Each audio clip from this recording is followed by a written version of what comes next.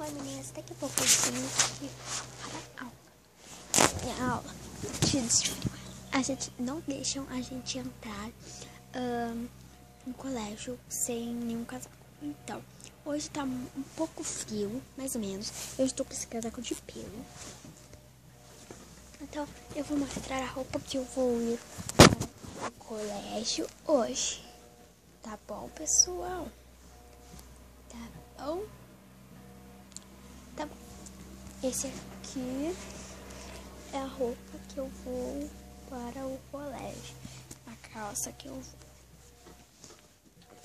E essa aqui. Ela é rosa, gente. Ela tem esses bolsinhos. E a blusa que eu ganhei de aniversário.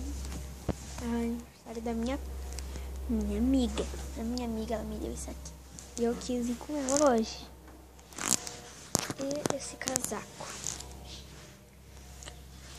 Se vocês quiserem que eu faça um vídeo eu indo para o colégio, gostei, escrevam aí pra mim.